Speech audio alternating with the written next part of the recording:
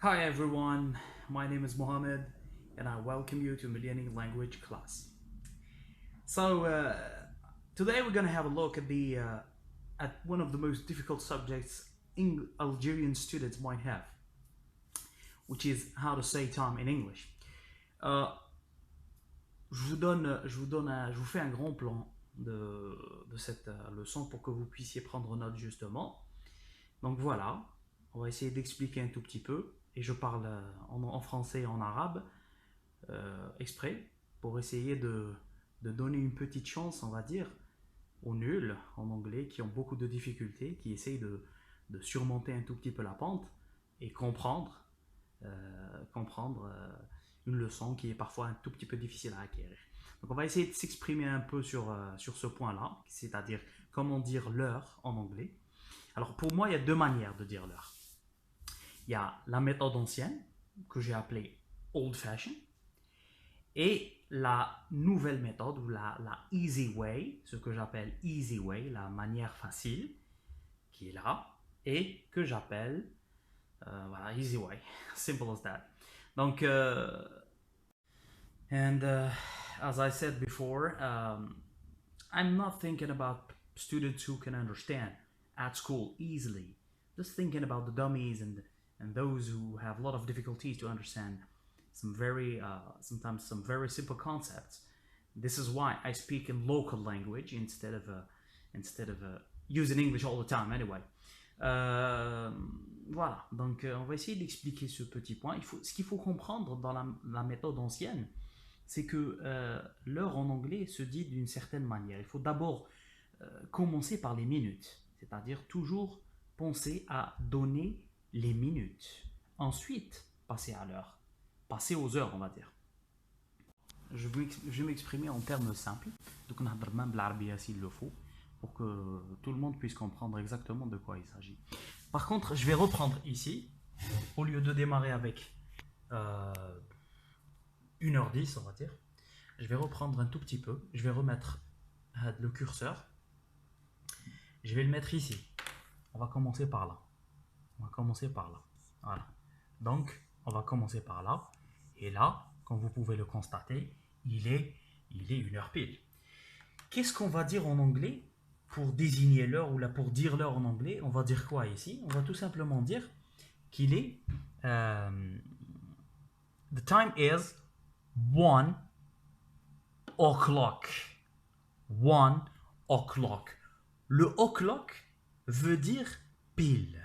Donc, il est 1h pile. It's 1 o'clock. S'il était 2h par exemple, on va dire it's 2 o'clock. S'il était 3h, 3 o'clock, 4 o'clock, 5 o'clock, 6 o'clock, et ainsi de suite. C'est le o'clock, pile. Il est 1h pile. On va revenir à 1h10. Et pour dire 1h10 en anglais, il va falloir, à l'ancienne manière bien sûr, old fashion, il va falloir penser tout de suite à donner d'abord les minutes. Comment on va exprimer cela? It's 10 past 1. Ça veut tout simplement dire que il y a eu 10 minutes de passé après 1h. C'est ça qu'il faut retenir. Bon, ça veut dire quoi? Ça veut dire qu'en réalité, 10 minutes se sont écoulées après 1h. Et pour l'exprimer, c'est ce qu'on va dire. On va dire 10 past 1. Ce qu'il faut comprendre dans l'ancienne méthode de dire l'heure en anglais, c'est que la montre, c'est un point assez important qu'il faut noter, la montre ou bien le temps ou l'heure se divise en deux. Tout ce qui vient par là, c'est past, et tout ce qui vient par là, c'est to. Je vais y revenir tout à l'heure quand on y arrivera, bien sûr. Pour avancer un tout petit peu, on va prendre un autre exemple. Alors, imaginons qu'il est 1h15, c'est-à-dire 1h15. Comment allons-nous exprimer cela en anglais? Ben, c'est très très simple. Il faudra dire ou bien the time is quarter, ça c'est un quart. Ça aussi c'est un quart. C'est un quart d'heure. Parce que là, c'est 15 minutes. It's quarter quarter past 1, c'est-à-dire 1h15. On peut l'exprimer aussi d'une autre manière. On peut dire, it's 15 minutes past 1. Alors, arrivé à ce stade-là, ou bien à ce point-là, on va tout simplement dire, là, on est arrivé à ce qu'on appelle en anglais at the half of the hour, c'est-à-dire la demi-heure. Il faut savoir que 30 minutes se sont écoulées. 30 minutes se sont écoulées, bien sûr. Une heure est composée de 60 minutes. Et la moitié de cette 60 minutes, c'est 30 minutes, bien sûr. On est arrivé à la moitié. C'est pour cette raison qu'on dit aussi half, qui veut dire la moitié. Parfois, avec certains commentateurs en football, on va dire the first half, qui est la première mi-temps. Donc, c'est la première moitié de la mi-temps de football, par exemple. Donc, what we say here, to say this time here, donc pour dire cette heure-là, on va dire the time is half. Bien sûr, on commence toujours avec les minutes. The time is half past 1.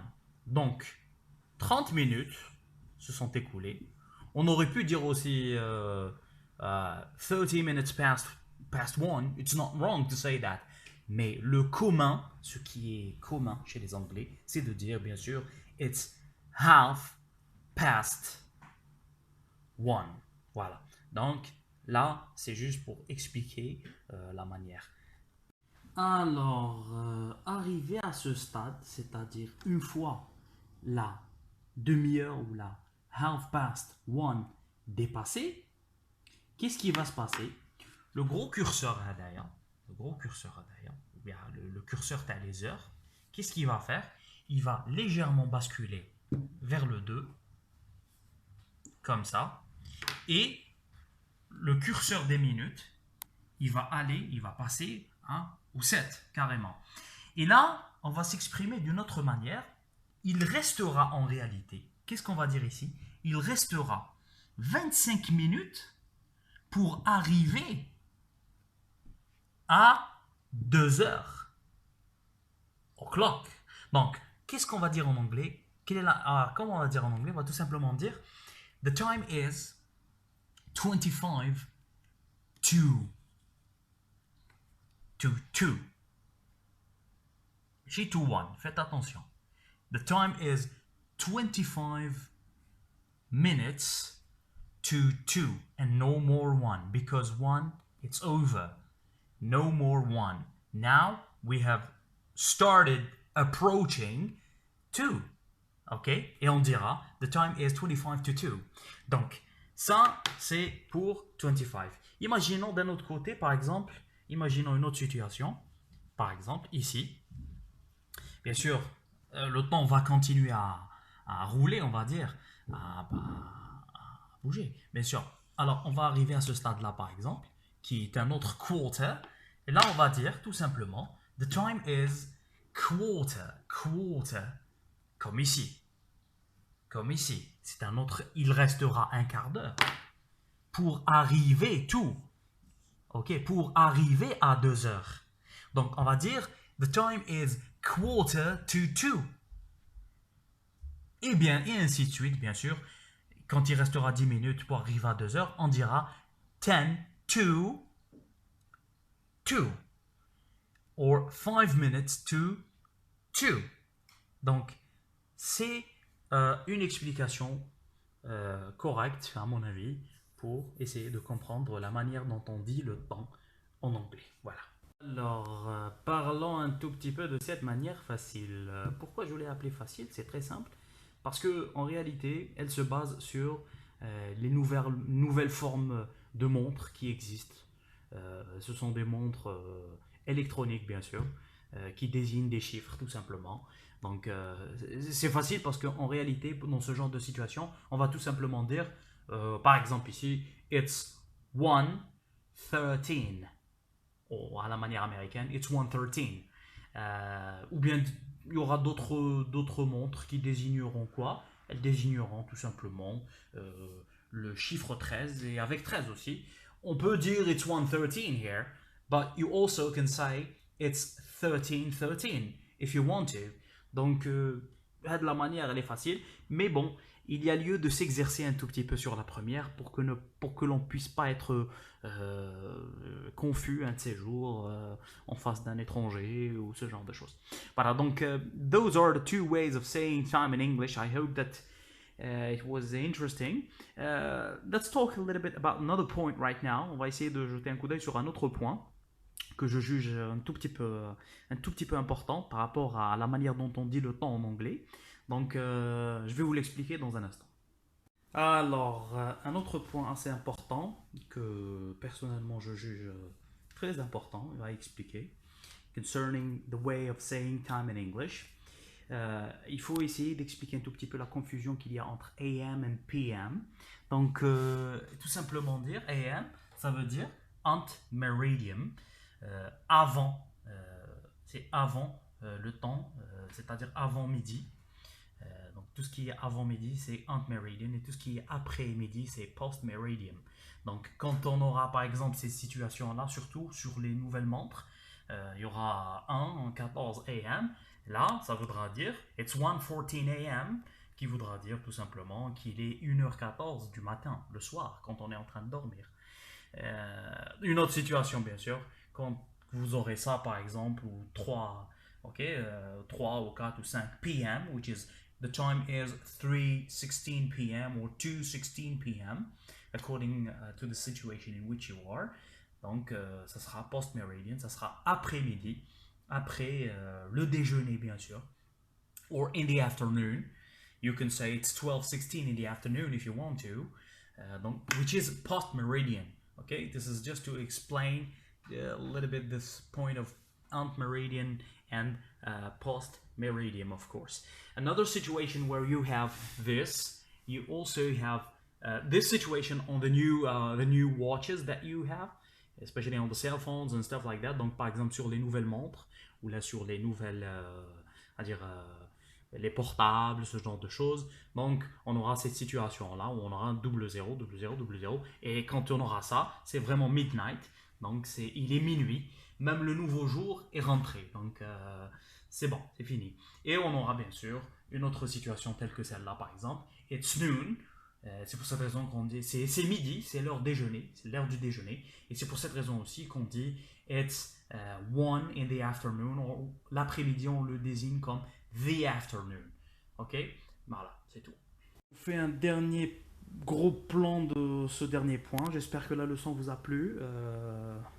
Voilà, mettez-nous des j'aime. Abonnez-vous à la chaîne pour d'autres cours. On va essayer d'expliquer de plus en plus les concepts difficiles à acquérir. En anglais, bien sûr, on va donner le maximum. Voilà, suivez-nous et encouragez-nous pour plus de cours, bien sûr. Merci.